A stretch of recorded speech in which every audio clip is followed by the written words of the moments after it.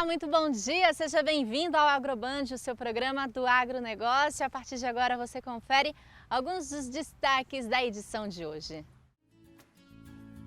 Período de produção da pitaia já começou e é nessa época que o preço das frutas fica mais atrativo. Na segunda reportagem especial sobre mulheres no agro, vamos conhecer a história de uma mulher que é destaque nacional no agronegócio. Aguapés da Eclusa do Rio Tietê em Barra Bonita tem colocado em risco embarcações. E o consumo de peixe nessa quaresma tem animado tanto os estabelecimentos comerciais quanto os pescadores.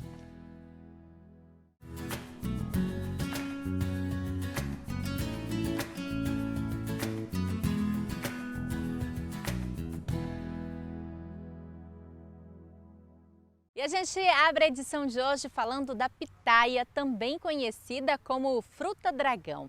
O período de produção vai de dezembro a maio. E é justamente neste período que o valor da fruta despenca. Cores que chamam a atenção, uma forma exótica e um sabor diferenciado. A colheita da pitaia, que ganhou o apelido de fruta dragão, vai de dezembro a maio. E o preço do quilo varia de 5 até 20 reais, dependendo do mês. Como em janeiro, fevereiro entra muita pitaia, o preço chegou a cair até 5 reais o quilo de pitaia. E agora em abril, geralmente, como a produção já é pouca, então tendência de preço ir aumentando. O preço melhor mesmo vai ser em final de abril para maio. A Tamires, que é agrônoma, explicou as diferenças da última safra para a atual. O ano passado nós tivemos uma maior produção, uma maior produtividade e também o preço estava mais elevado, né? Agora esse ano a gente teve uma queda na produção, não tão assim drástica, mas uma queda, e também tivemos a irrigação, ou seja, as chuvas foram muito poucas, então isso fez com que a produção caísse um pouco, né? Então, o preço desse ano também não está tão viável igual o ano passado. Mas até então tivemos uma alta colheita e nós conseguimos também, produzir e exportar todas as frutas que nós produzimos aqui. Aqui nesta propriedade, as pitaias não são autoférteis, ou seja, elas precisam de ajuda na polinização para aumentar a produtividade. Depois das 6, quando começa a abrir a flor, a gente pega uns pauzinhos e bate para a pólen esparramar lá dentro, né? A única coisa que nós fazemos é isso, das 6 até umas 8 horas da noite, mas a gente está polinizando. O número de plantas gira em torno de 7.000. Uma parte já foi colhida e nos próximos dias uma nova colheita deve acontecer. Nós colhemos agora os últimos frutos agora e nós teremos uma próxima colheita lá para os dias 14, 15 de abril, né? Colhemos esse de abril e também nós teremos um em maio. Tudo isso vai depender também dos fatores climáticos. Nós precisamos de chuva, né, para que essa produção seja viável. E tudo isso tem ajuda da Casa da Agricultura, que oferece parcerias para os produtores do município de Narandiba. Os produtores vão lá solicitar o serviço, recolhem uma taxa e a gente disponibiliza tratores, maquinários para plantio, preparo de solo, colheita, conforme a demanda que aparecer. O que os produtores solicitarem, a gente vem e faz o ano inteiro esse tipo de serviço. E na segunda reportagem da série especial Mulheres no Agronegócio, vamos conhecer a história de Karina Aires. Ela é secretária em São José do Rio Preto, mas é destaque nacional no agronegócio.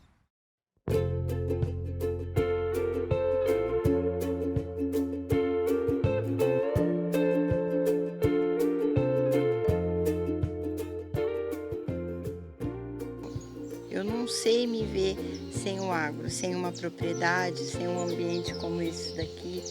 É o lugar que eu mais me sinto bem, que eu me encontro, é aqui onde eu estou nesse momento. Então, aqui mesmo onde eu estou, foi a primeira propriedade que os meus pais adquiriram, que meu avô deu de presente para minha mãe, quando a minha mãe casou. Então, faz 63 anos que essa propriedade aqui onde eu moro, meu pai passou para mim, mas eles ganharam dos meus avós. Então, a minha história com o agro vem dos meus bisavós, que eram agricultores.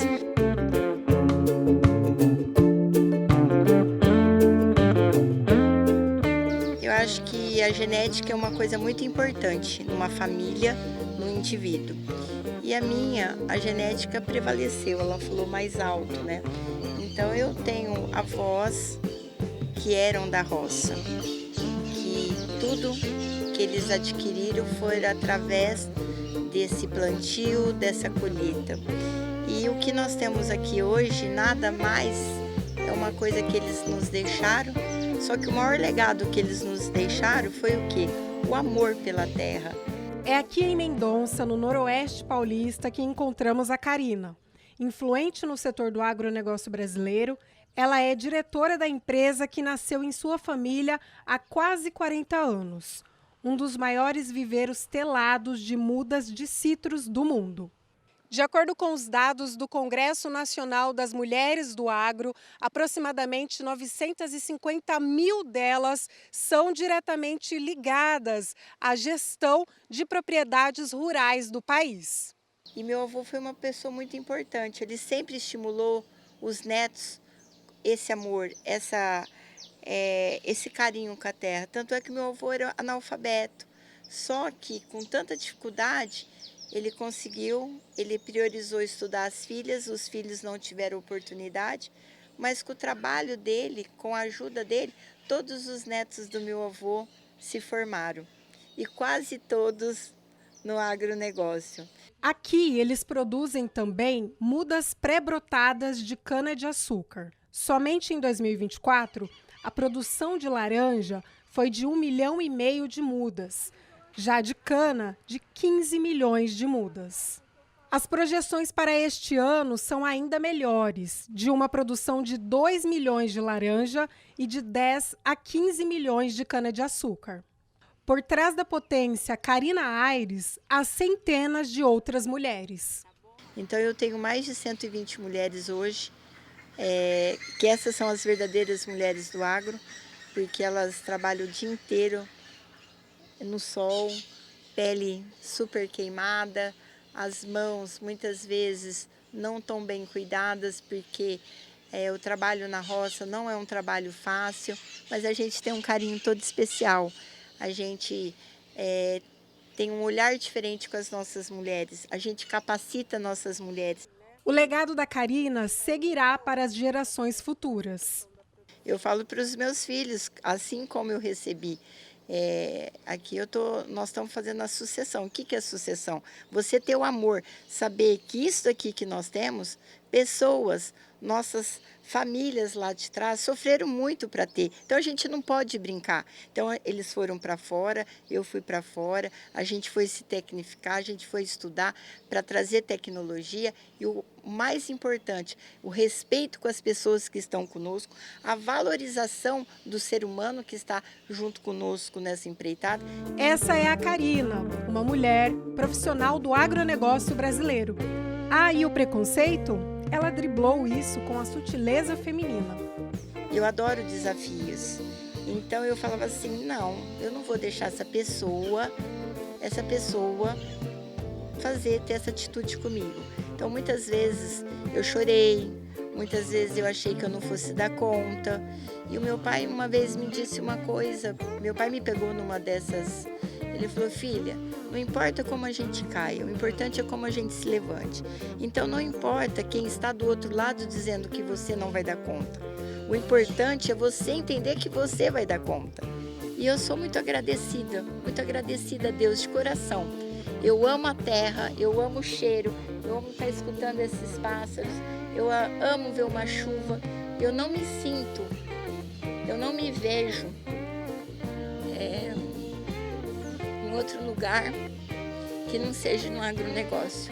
Então, eu faço o que eu gosto, eu adoro produzir, eu sei da importância do agronegócio para o Brasil, para o mundo, porque a gente produz alimento. E a gente sabe que a gente não pode deixar de produzir, porque a gente alimenta muitas pessoas e muitas famílias.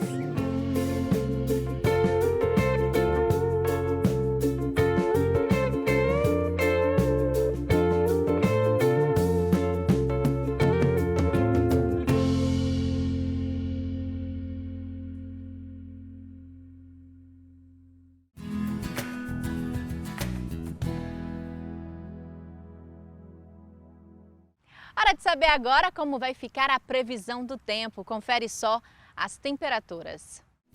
A semana promete temperaturas mais amenas e deve acontecer pancadas isoladas. Em Araçatuba, a mínima é de 21 e a máxima pode bater os 30 graus. Bauru, os termômetros oscilam entre os 20 e os 29.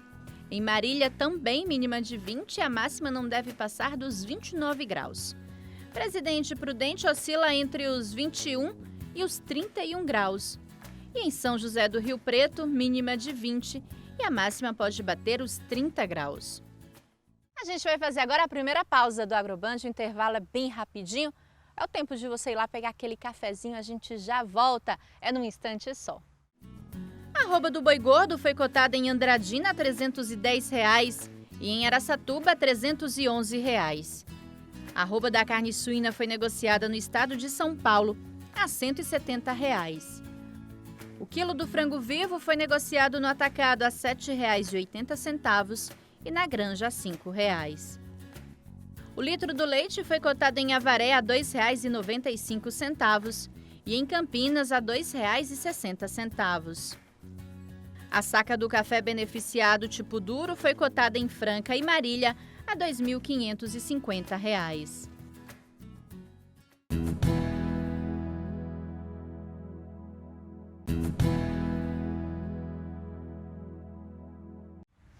Já estamos de volta com o Agroband para falar de um problema enfrentado pelas embarcações na eclusa do rio Tietê, em Barra Bonita, a formação de aguapés. Nas últimas semanas, alguns acidentes foram registrados no local. Confere só. O tapete verde de aguapés já se estende por mais de 6 quilômetros no rio Tietê. Além de atrapalhar a navegação, a vegetação pode danificar os motores e colocar as embarcações em risco. Essa semana, uma lancha de médio porte ficou presa no meio da plantação flutuante e precisou ser rebocada. Em outro caso, um barco de passeio teve problemas após passar pela eclusa. A grande quantidade de aguapés fez com que a água invadisse a embarcação e quase provocou um naufrágio. A nossa equipe abordou a embarcação, realizou uma vistoria, uma inspeção, e também a gente recebeu a informação que haveria um princípio de alagamento, que foi controlado pelo próprio proprietário da embarcação, e nossa equipe acompanhou essa embarcação até a atracação em segurança. E essa não é a primeira vez que os aguapés se espalham aqui pelo rio Tietê, em Barra Bonita. Mas dessa vez a maior concentração está na parte mais alta do rio, na região da eclusa, o que tem dificultado as navegações. E ainda durante o carnaval foi emitido um alerta restringindo a circulação de pequenas embarcações, justamente para que elas não tentem atravessar entre os aguapés e colocar em risco a própria embarcação. Já para as embarcações turísticas, a orientação da Marinha é avaliar as condições de navegabilidade. Muitas conseguem fazer a eclusa, mas preferem não seguir viagem após a subida e voltam ao porto de origem. A gente continua monitorando até uma melhora da situação para poder liberar essa eclusagem novamente para as embarcações de esporte e recreio. Já que as embarcações que fazem passeios pelo rio Tietê tiveram que adaptar as rotas, o turismo está sendo impactado pela situação. Além disso, a aparência do rio chama a atenção de quem passa pela região. Lá para cima tem muito, aqui tem até pouco, né? Lá para cima tem muito aguapé. Essas plantas aquáticas se formam de maneira natural e se multiplicam rapidamente, principalmente durante o verão. Normalmente esse período é um período mais crítico aqui nessa região, mas depende também e isso é variável. Por exemplo, agora pode haver, dependendo da situação de vento, da abertura das comportas, esses aguapés eles podem se deslocar aqui e seguir o caminho natural do rio, vindo acumular em outras represas aqui da região. E o Brasil produziu no ano passado mais de 900 mil toneladas de peixe, um aumento de quase 10% na comparação com 2023. E esse aumento reflete agora nesse período de quaresma. Os vendedores estão otimistas e os piscicultores mais ainda. Com a aproximação da quaresma, o mercado de pescados fica aquecido, já que durante 40 dias o consumo de carne vermelha é evitado. O movimento agrada piscicultores nesta época do ano. Consome em torno de 30% a mais o peixe, E aqui na piscicultura, aqui na Solândia, a gente aumentou a produção de tilápia para atender aqui região de Rio Verde e também Goiânia. No comércio não é diferente. Esta peixaria contratou mais funcionários para atender à demanda dos clientes. O movimento dobra, né? Porque muitas pessoas seguem a tradição de não comer carne assim na Semana Santa, né? Os mais vendidos e procurados são as caranhas, né? Os filés de tilápia, que a pessoa gosta de fazer as grelhadas, assados.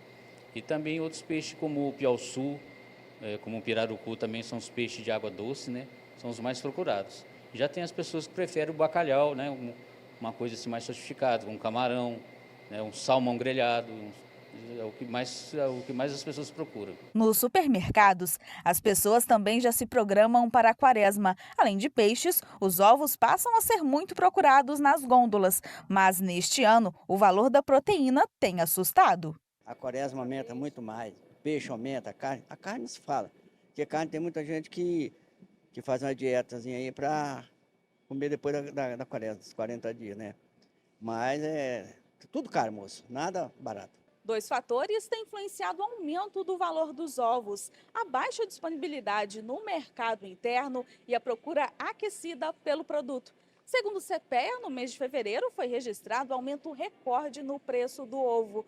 Diante deste cenário, as ondas consecutivas de calor também preocupam o produtor, uma vez que ela afeta a produção, impactando na qualidade e na durabilidade do ovo. Olha, menina, é muito caro. Se a gente não fizer uma economia, a gente não consegue comprar, não. Que o dinheirinho nosso está, ó, zero. Carestia maluca. E nós não sabemos como vai proceder daqui para frente. Até agora, se você ganha um salário mínimo que é 1.518, você vem ao mercado, se você pagar aluguel mais outras coisas, não dá para nada. Hora de fazer mais uma pausa aqui no Agroband, mas antes você confere as cotações agropecuárias de hoje. Voltamos já. A saca da soja em grãos foi negociada em Andradina e Araçatuba a R$ 125. A saca a 60 quilos do milho seco foi cotada em Altinópolis a R$ 78,81 e em Andradina a R$ 71. A saca do feijão carioca foi cotada em Barretos a R$ 170. A tonelada da cana-de-açúcar fechou no campo a R$ 129,78 e na esteira a R$ 144,97.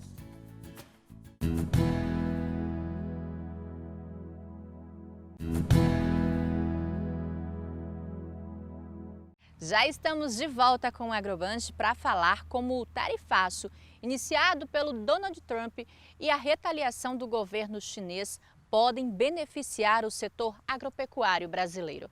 Veja só na reportagem. O que era uma promessa de campanha se tornou realidade.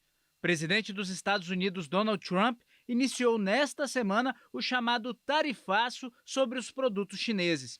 A cobrança das alíquotas de 20% deve começar no próximo dia 10.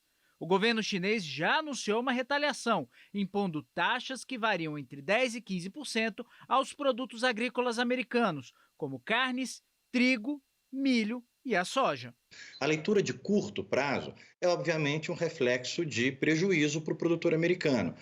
Não é uma coincidência, a gente teve um tweet do Donald Trump, tanto no antigo Twitter, né, o X, quanto na rede social dele, depois esse print sumiu, mas ele havia falado na véspera para os produtores se prepararem para vender, porque viria ali uma pressão de preços. À beira de uma guerra comercial total, a expectativa é de que as taxações chinesas gerem um impacto de 21 bilhões de dólares no mercado de exportações de produtos agrícolas dos Estados Unidos.